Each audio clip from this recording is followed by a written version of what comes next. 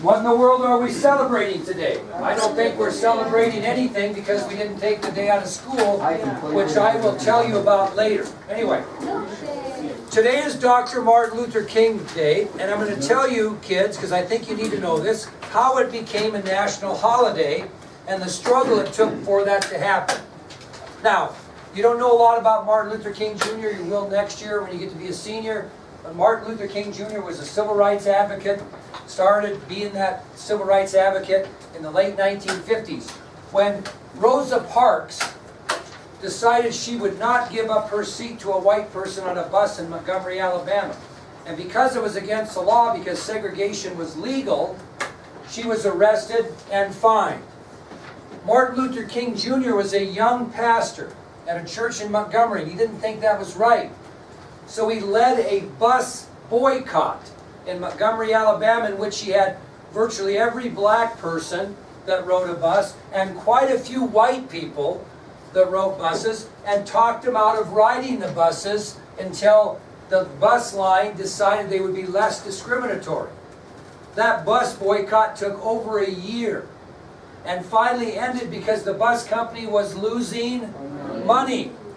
Martin Luther King claims a great victory, and that time becomes the face of the civil rights movement in America from the mid-50s until his assassination on April 4th of 1968 in Memphis, Tennessee. Shortly after his assassination, Coretta Scott King, his wife, petitioned Congress to think about a bill that would make his birthday a national holiday. 1969.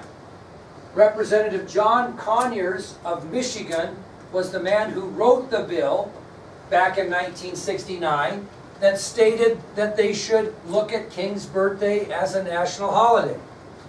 Between 1969 and 1980, 11 years, they debated it. 11 years on a bill.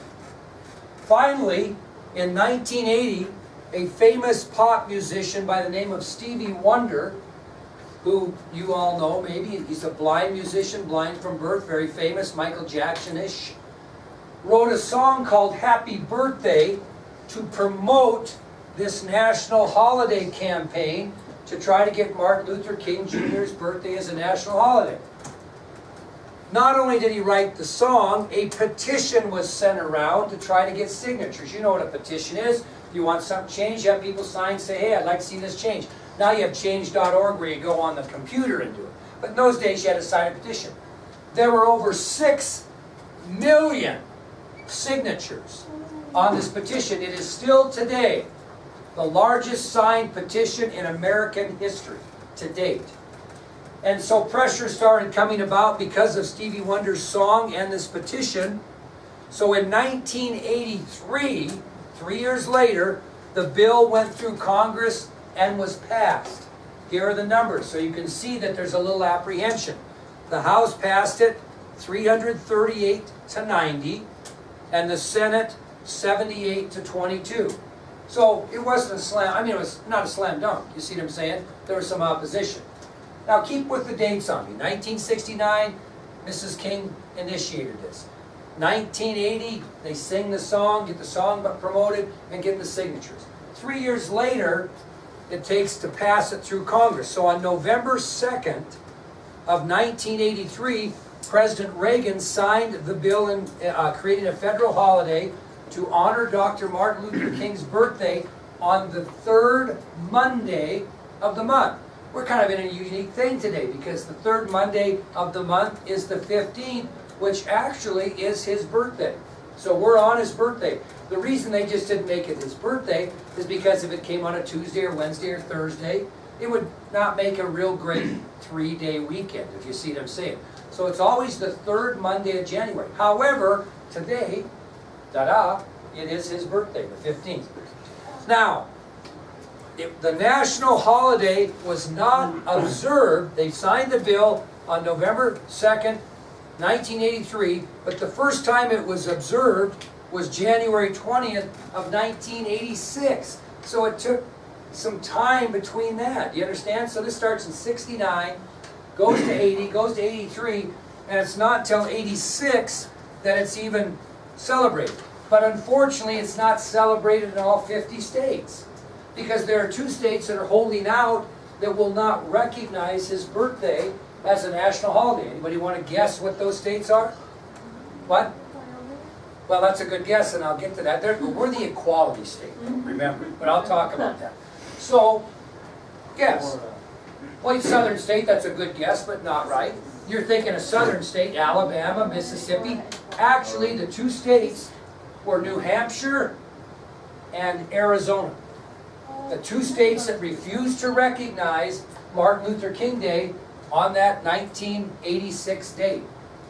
Well, I'll tell you what, this is what it takes to get something done after how many years? You know what single event forces the issue of New Hampshire and Arizona to get on board? A big event that you would want in your state and you would make a lot of money on, and if you didn't have it, you'd lose a lot of money. It's a pretty big stage. Everybody is into it, man. Close. What other event happens once a year? That, I mean, it's what? Super Bowl? The Super Bowl.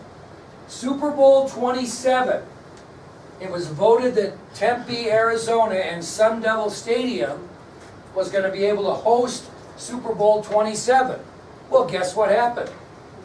The Players Union in the NFL said, oh no, we're not having a Super Bowl in a state that will not recognize Martin Luther King Day as a national holiday, because no offense, but fact, what's the race of most NFL players? Black. But obviously there are a lot of white players that would support them. So it took a possible boycott of Super Bowl 27 in Tempe, Arizona to get both Arizona and New Hampshire to pass into law that they would recognize Martin Luther King Day. That's just incredible. Now, so 1969, 1980, 1983, 1986.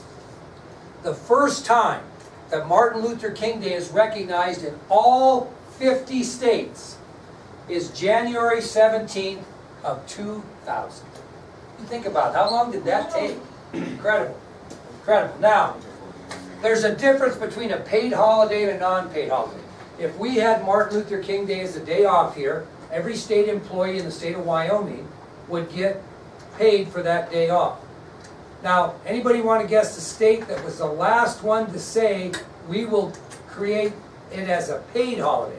They accepted the day, but they didn't pay employees for the day off, and they were the last one to do that. South Carolina was the last state to do that. Now, what I'm going to do for you kiddos today is I'm going to show you Stevie Wonder live in concert at a fundraiser for Nelson Mandela.